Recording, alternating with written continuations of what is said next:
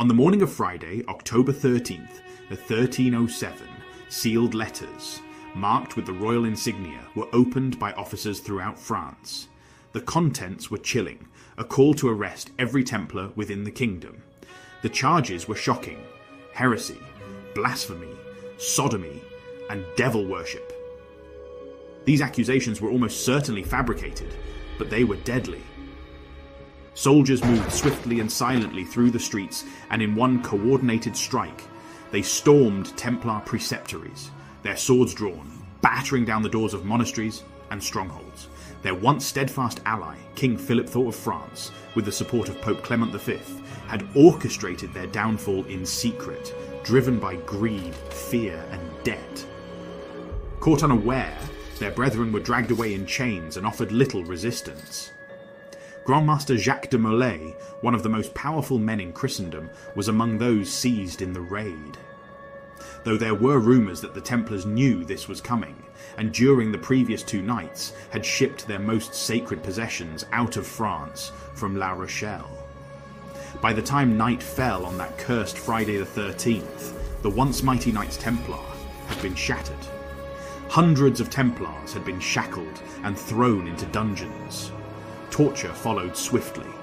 In dark stone cells, they were beaten, stretched on the rack, and burned with iron. Under the unbearable agony of torture, many confessed to false crimes, admitting to grotesque blasphemies that they had never committed.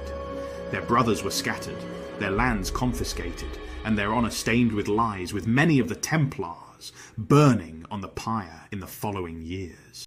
On a cold March evening in 1314, 7 years later, in the shadow of Notre Dame Cathedral, a wooden pyre had been erected on the small island of the Ile de la Cité.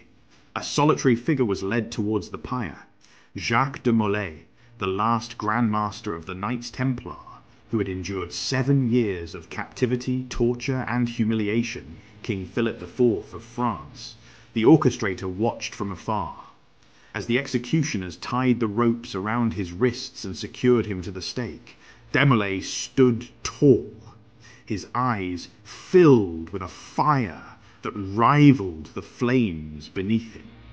In a voice clear and unwavering, he called out to the heavens, denouncing the lies that had condemned him and his brothers.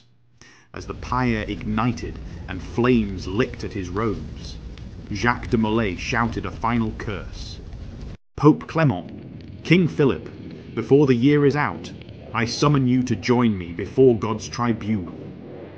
The Order's last Grand Master burnt to death that cold March night, the echoes of his curse unsettling the orchestrators of their downfall. What would become of those who falsely betrayed the Templars?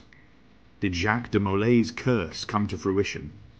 Until next time, distinguished audience, like and subscribe, stay curious, stay adventurous, and keep chasing treasure. Shattered shields on the floor, voices lost in the roar. In the silence of the tomb, heroes lay to their doom. Order of the cross they stand.